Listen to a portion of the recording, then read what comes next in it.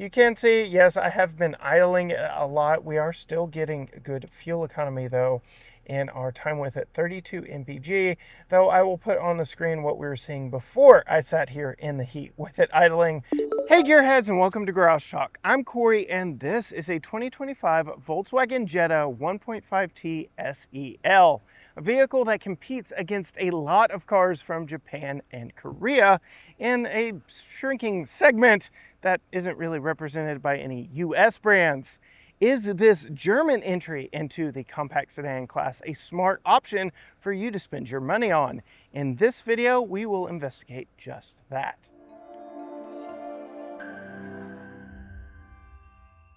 Before we jump too far into this one, according to YouTube analytics, something like 70+% of you have yet to hit that subscribe button, and we are so close to 50,000 subscribers on our YouTube channel, so a quick click of a button down there will help our channel out immensely in our goal of helping more families research and buy their next vehicle.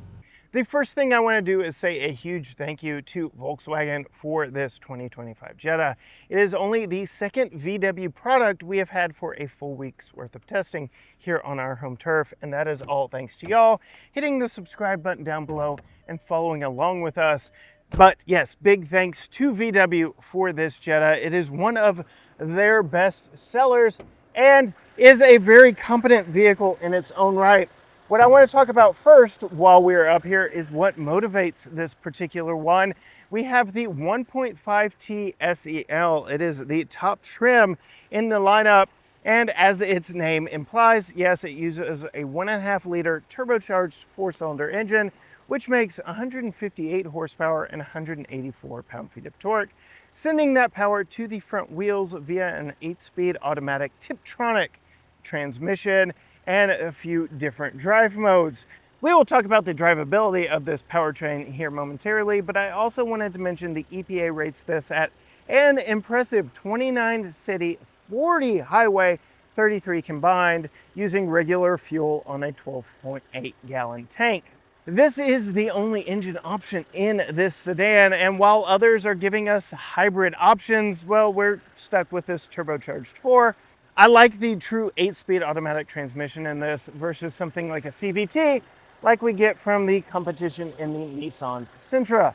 Closing the hood though, very smart styling. This is not going to win any style competitions, but it is very smartly styled, and I really appreciate what the brand has done here, especially in this King's Red metallic. And style is exactly what I want to talk about as we're up front here. Yes, it is very smartly styled in a very German way in this 2025 Jetta against competitors like Kia with their K4 that went very bold and edgy with their design, Hyundai with their Elantra that is kind of edgy and out there as well, and then you've got the Honda Civic, which has toned down its design language in its modern iteration, the Toyota Corolla, which is a stalwart of this segment. And then you have vehicles like Mazda's Mazda 3 and Nissan's Sentra. I think this one is the smartest, least offensive design of the entire bunch. We do have some nice, cool touches up front here, including this LED light bar that does connect both of the headlights and the LED daytime running lamps. And we have a very large lower grille here that feeds air into the radiator. But very interesting upper grille portion here. The left side of the VW logo is completely closed off for feeding air back to the radiator, but then we have that opening to the right. And given that LED light bar's placement, it just kind of looks like it's missing a tooth or something. I don't know. That is the only thing about the design on this Jetta that has me scratching my head. Otherwise, very clean, very nice styling on this one. As we come to the wheels and tires, again, smartly designed 5-spoke wheels here, split spoke design, wrapped in some Hankook Kinergy GT tires. A very nice riding tire that we'll talk more about as we get this one out on the road. As we pull out and look at the profile of the Jetta, again, just very smart, clean lines, the German way of doing things.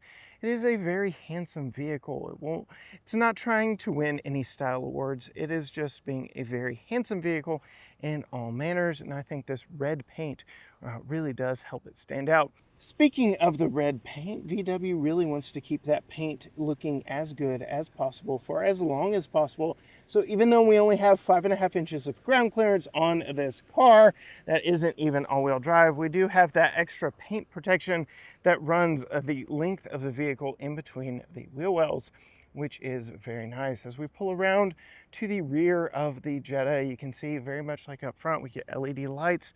Back here in the back, we get red turn signals that do use the brake indicator. So I know there are some people that are sticklers that want amber turn signals, that want turn signals separated from the brakes. But this is what we get here. We get Jetta spelled out there under the VW logo on the back. No visible exhaust ports on this one, but we get those faux imitated ones, I guess, with the chrome outlines down in the lower bumper down there. It is very clean, very handsome, but I will point out a potential issue for us. This is our test vehicle issue. I have not seen it on others, but we do have a bit of condensation on the taillight here. Just something I thought I would bring up because it is something we have experienced here with ours.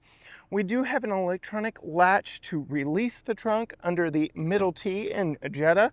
That does open up to a 14.1 cubic inch trunk. It is very spacious in here and it goes back quite a ways. You can get tons of cargo back here in the trunk. I'd say it competes with many crossovers. I really do appreciate this VW Jetta's attention to space and details and just how much room they were able to get here in this trunk. If you do need more, you can pull on these two latches right here and fold down the 60-40 split bench back seat. But as we pull these, you can see the seats just release. You are going to have to reach way far in here and push them down yourself. But when you do, you see we do get a slight bump up in the transition from seat back to trunk, so it's not a completely smooth transition. But yes, tons of space here in the back. And then we do have this little lip right here with a little bit of more space down around the temporary spare tire and the subwoofer. You can see they spent a lot of time with sound deadening material. Everything in here is carpeted. Everything in here is carpeted. And you did see we did have a little sound deadening underneath here to help with the overall sound. We'll talk about that a little bit more when we're driving, I'm sure, because our test drive road is so highly textured. One thing I do want to call out though, we do have these hinges that do impede on trunk space, so you will have to be very careful about how you pack this trunk just so you don't squish your luggage. One thing I really do like though is these handholds right here that they've integrated into the back of the trunk. Most brands don't have nearly this much plastic on the back of the trunk lid, but that gives you a couple different handholds that allow you to pull the trunk close without putting any fingerprints on the back of your vehicle. Before we climb in this one, I do want to say another thing I really appreciate about the Jetta and its smart design. Its key. Its key fob is very small and compact and has all necessary buttons. Looking at you, Toyota, we have a dedicated remote start button on here, which I really like, as well as lock, unlock, and your hatch release back there.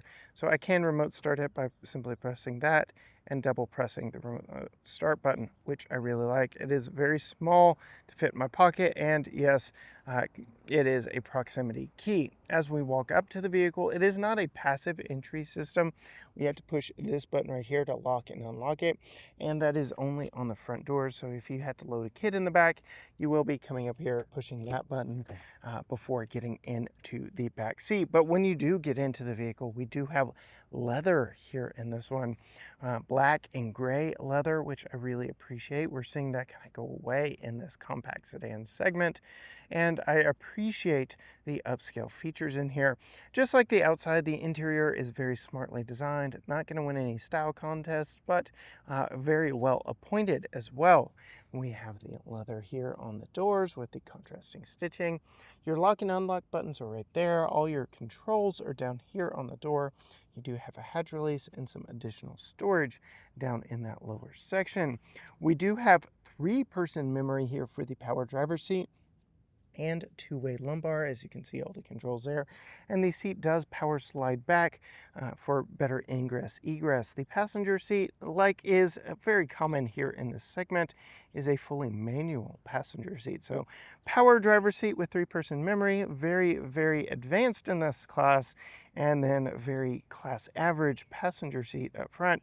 But I do want to talk about, not only are these leather seats, they are heated and ventilated. That is something we're starting to see a little bit more and more in this class, and I do appreciate it. We'll talk seat comfort here in just a moment, but I did want to slide in and sit down. As I mentioned, the seat does move very far back, so I'm a little bit further back than I would normally be, so it is a reach to get here to the brake pedal. You can see my gauge cluster's already come on, but I'm gonna have to put my foot on the brake and push that button right there for the vehicle to actually come to life. Then my seat does move up into position. I get some beeps and all the dings. You can see this particular one, yes, does need its oil changed. But then full digital gauge cluster here. We do have a couple of analog gauges on the side, so our fuel and temperature gauges are still analog. But for the most part, all your information is displayed digitally here in front of you. You can see, yes, I have been idling a lot. We are still getting good fuel economy though in our time with it, 32 mpg, though I will put on the screen what we were seeing before I sat here in the heat with it idling to keep me cool. And even though we've driven it 107 miles, we still have 365 to go with a fuel tank that is under 13 gallons. So I am very impressed with just how far this vehicle can go. We're only missing 1 bar of fuel over here on 100 miles of driving. Very impressive there.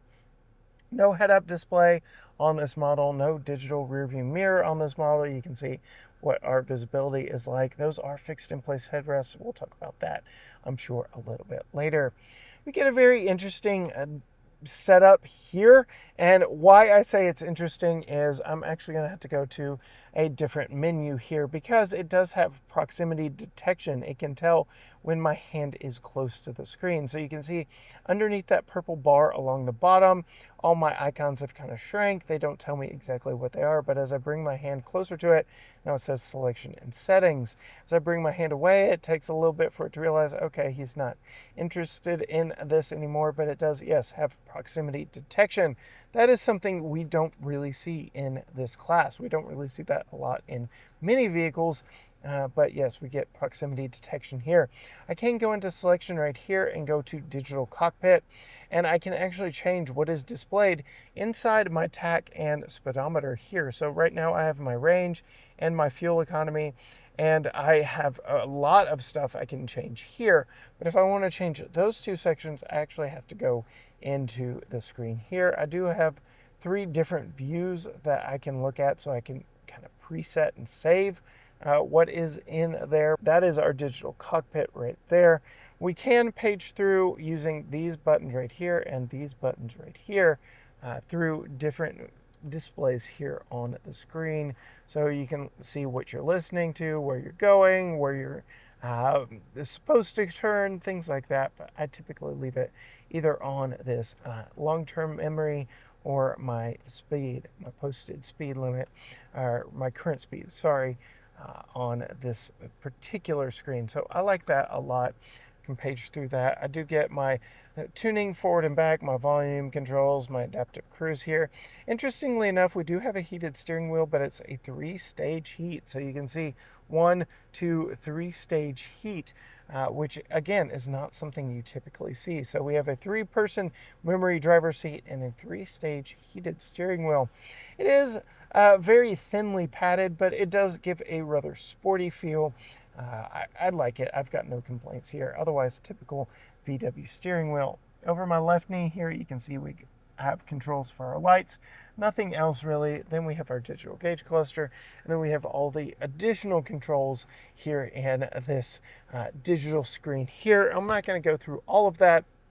Suffice it to say, there is a lot you can customize here in this vehicle, all through the screen right here. And you can see we do have some quick access buttons on the side. I did already post a short form video lamenting this fact, but very interesting how the power button and the volume knob are tied together. So as you turn the volume, the power logo for the radio also spins.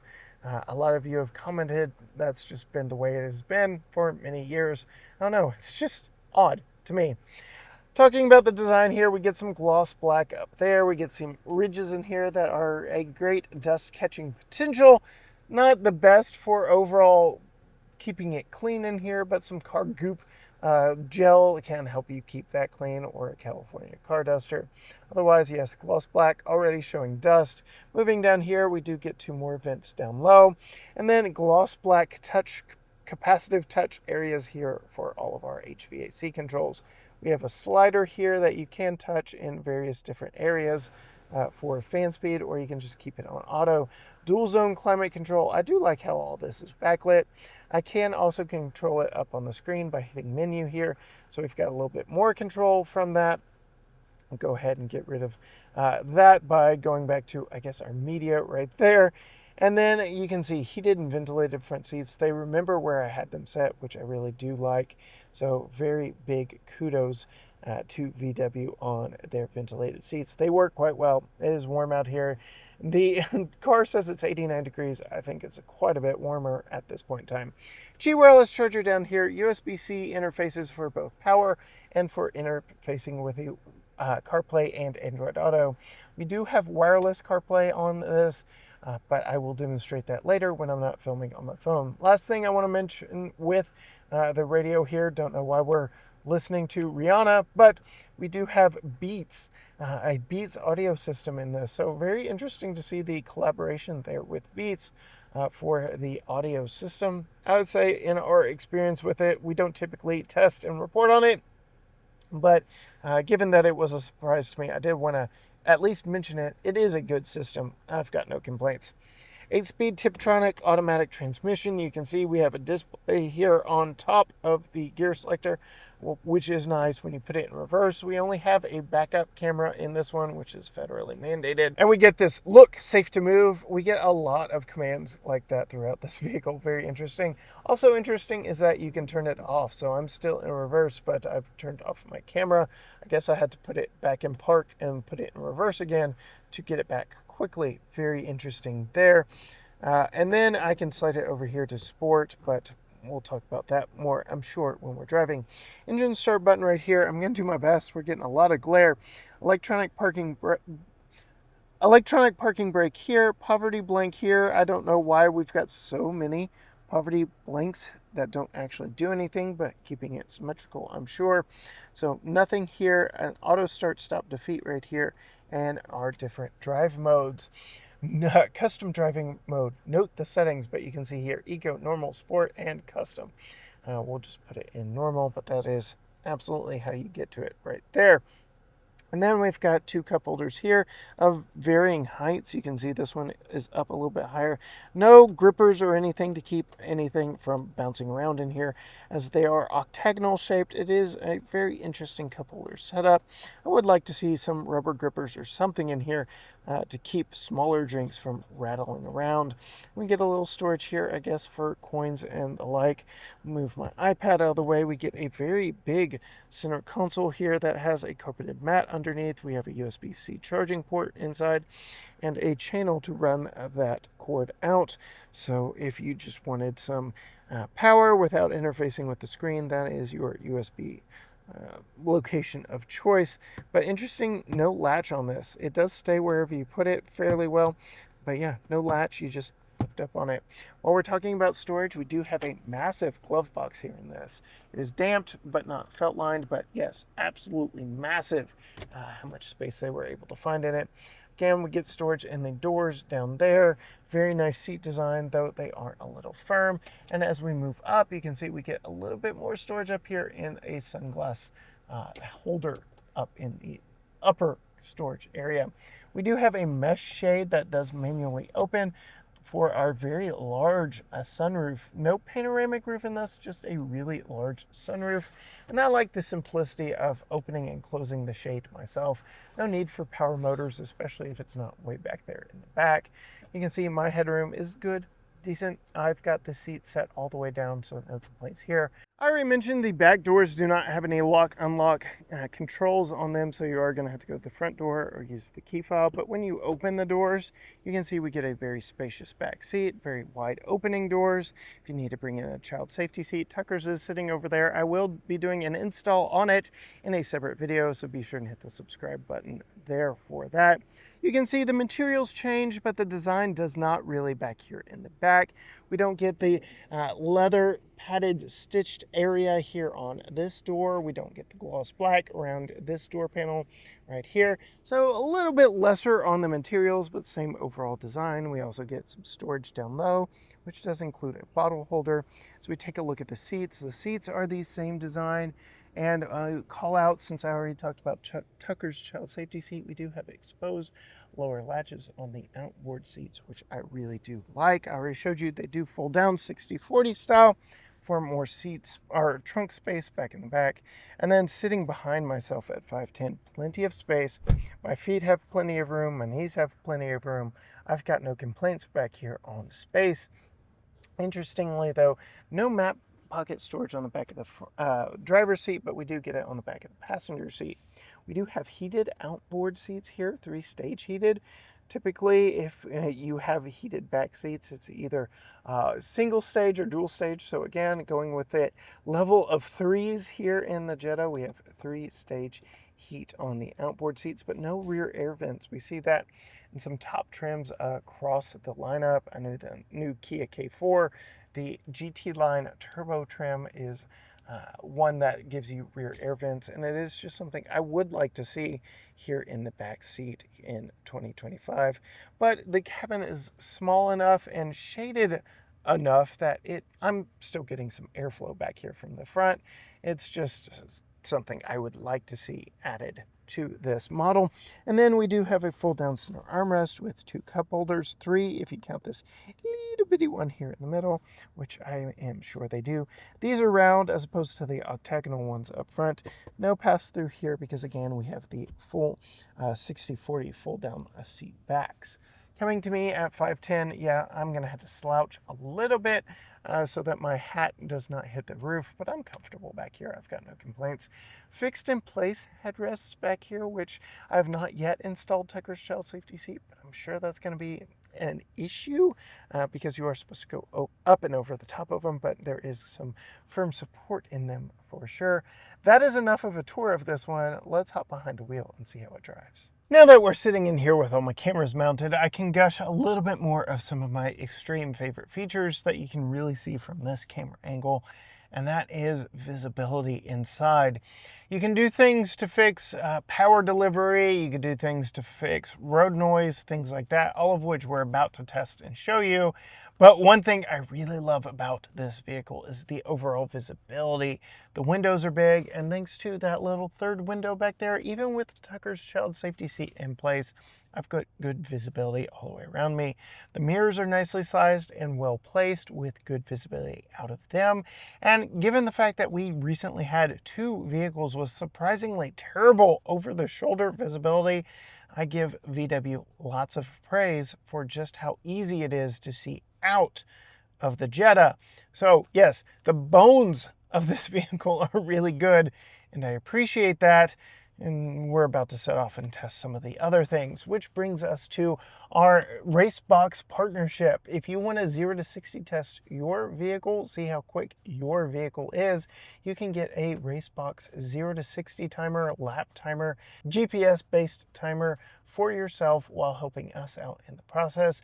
Just use the link and then promo code down in the description below to save 15%. One last thing before we set off: Apple CarPlay and Android Auto. You can see now that I'm not filming on my phone, very quick, very snappy, everything that you would expect on here. It's Apple CarPlay, so I like that a lot. Now we will go ahead and put it in drive and set off. I will go ahead also and put it in sport drive mode because thanks to RaceBox, we are going to see just how quick this thing is 0 to 60. This does not have the most power in the segment. It is not sport focused, and by any means there are sport focused versions of this platform from VW, but this one ain't it. So it'll be interesting to see what their everyday compact sedan really is capable of. What we're going to do here is just come out to our straight stretch of road. We are in sport mode. I'm going to come to a complete stop. I'm going to stand on the brake with my left foot, stand on the accelerator with my right foot, and I'm dropping the brake. Got a little bit of wheel spin from those Hankook Kinergy GT tires, but we are off. That 8-speed is really rolling through the gears. 8 seconds flat. You can see it's really holding the gears now here in sport mode. So 8 seconds flat, not too bad for what this vehicle is. Go ahead and put it back in normal mode. We will test this again at the end of the drive to see a little more real world scenario, what we would get from 0 to 60 acceleration. I've definitely seen worse. I've seen 10 seconds from vehicles in the past. This is more than enough. I will go ahead and tell you from my time driving this around town, which we talk about in more detail with Holly behind the wheel in our family review. But driving this one around town, it has been very comfortable and compliant. Though turbo lag is an issue. We'll see if it comes into play as we come to a stop right here and set off. No, not really right there. There have just been some instances, maybe if you don't come to a complete stop, kind of a rolling stop, if you will, where either the transmission or the engine can't quite figure out what it is that you want, and it's just a little bit laggy. I would say that's probably more the transmission than any turbo lag. Given that this is a 1.5 liter turbo 4 with sub 200 pound-feet of torque and sub 200 horsepower, turbo lag is a little bit of a problem when you push it because, well, that was me pushing it when I said push it, and it just took it a little while to get up to speed. This is definitely a commuter vehicle, and it's a good one, just not overly stellar on the power department, though, again, it is extremely stellar on the fuel efficiency side of things. 40 mpg on the highway, and we've seen north of 35 in our time testing it in mixed use. I'm very impressed with the overall economy. If you want a vehicle that is very good to see out of and can take you for a very long ways on a single tank of fuel, the Jetta may be it for you. Yes, there are some shortcomings that I've already gone over in this, like no air vents in the back seats, a completely manual front passenger seat, but those are things that you can overlook when the price tag of this one is just above $30,000. I am very impressed in what you get for how much it costs here in 2025 with this Jetta. Great fuel economy, decent power, very good amenities here on the inside. 3-stage heated steering wheel, 3-stage heated seats all the way around, ventilated front seats, real leather up here, and decently comfortable seats. They are a little on the firm side, as is the ride. It is a compliant ride, but it is a little on the firm side. I won't say that it's egregious or bone-shattering by any means, but it's definitely on the firmer side versus some other vehicles we've tested. Getting it here on these twisty roads, we'll see in some imperfect pavement up here in just a moment exactly what it's like going over some imperfections, but it's just a little bit firmer. You can both hear some of the imperfections and then feel it when the road gets really bumpy, but I would say it is completely livable day in and day out, as are the firmer seats. It's just kind of a theme. Firmer seats, firmer ride, but neither one of those things are just big deal breakers for me. I could live with this one just fine. The ride is not a problem for me. The seats are not a problem for me. It's just a comfortable vehicle all the way around. And then again, I'm gonna gush about it because I'm just impressed with how easy it is to see out of this Jetta all the way around. I'm very much loving the overall visibility in this one. It is a very good vehicle to live with day in and day out. And as I mentioned, when we first popped behind the seat, the steering wheel here in this Jetta, that visibility is one of those things you really can't change after the fact. Please don't jump out in front of me. Lots of deer out today. Lots of deer out today. Again, going to the overall visibility of this. Though one shortcoming that you could possibly ask for in this is the camera situation. A lot of the competitors in this class now offer 360 cameras. The new Kia K4 even gives you those blind spot cameras as you put your blinkers on in the digital display in front of you. So I would really kind of like, for parking's sake, 360 cameras in this one. We only get that backup camera, which again, it's not a deal breaker for me, but the hood is almost non-existent in front of me. I can only see the front edge of the red paint there in front of me. I really can't see the rest of the hood, so making sure I'm pulled up enough in a parking spot would be aided by the fact that 360 cameras do exist in the market. We just don't get them here on this one. So that is something I wish maybe VW would look into.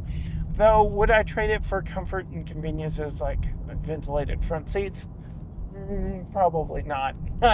If I had to make a choice to keep the price at $30,000, I would keep my ventilated seats over 360 cameras all day, every day.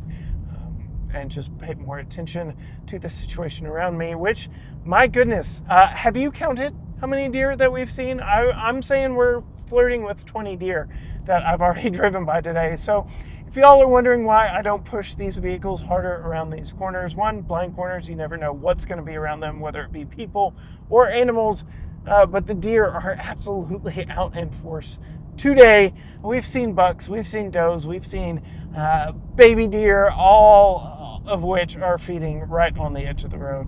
Just wanting to keep careful as I drive this new Jetta around. But now we are approaching the end of our test loop, and I want to see what this is like 0 to 60 testing in real life scenarios. So I'm just going to leave it in normal mode. I'm not going to brake torque it by revving it up like I did earlier. We're just going to move my foot from the brake pedal to the accelerator from a full stop. So we're going to do just that. We're going to come to a complete stop here on a fairly level pavement and move our foot over. Ready, set, and go. 8 seconds is the time to beat. Definitely got some turbo lag there from not preloading, revving that engine up. And we are definitely slower here. 9.01 seconds. So nearly a full second slower by not brake torquing it and not by not putting it in sport mode. So you will feel a difference in it for sure. Definite turbo lag. There was gobs of turbo lag before the engine figured out exactly what I wanted of it. We're going to do the exact same thing pointed in this other direction, and we're going down the hill slightly in this orientation, and off we go. Yeah, turbo lag. Once you get past about 4,500 RPM, that turbo really gets spooled up and gets you moving, but there is obvious turbo lag here in this one, and yes, 8.5 seconds going in that direction. So the elevation had a little bit to deal with it. We were going downhill slightly that way, uphill slightly, so 8.75 in realistic real world expectations is something I would expect from you.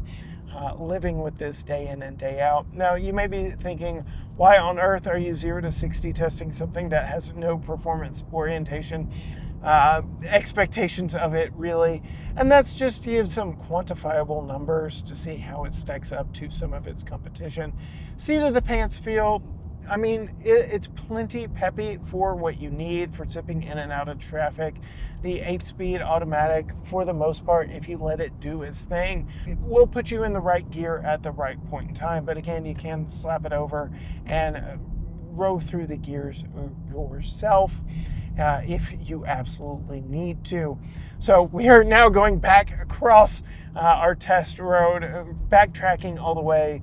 That's 2 deer so far. We'll see how many we get to before the end of this video, which is essentially where we are. If you want to see more of our thoughts on this Jetta, including Holly's thoughts from behind the wheel, Tucker's thoughts from back there in his child safety seat, what it's like installing Tucker's child safety seat, you are going to want to hit that subscribe button down below and ring the bell. We are so close to 50,000 subscribers, and your subscription will absolutely help us get there. You can find us on all social media platforms: Facebook, Instagram, X, TikTok, Threads, YouTube, you name it. Everything is at GT Garage Talk, or you can go to gtgaragetalk.com. Add 5 more deer to the list, so we are now up to 7, just turning around and going in this direction. But as for me, behind the wheel of the 2025 Volkswagen Jetta SEL 1.5T. Until next time, gearheads. Bye.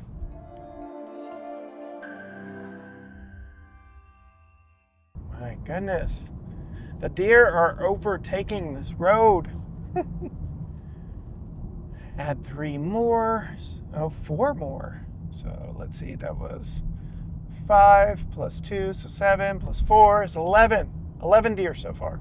I know that there's more that I may have already missed.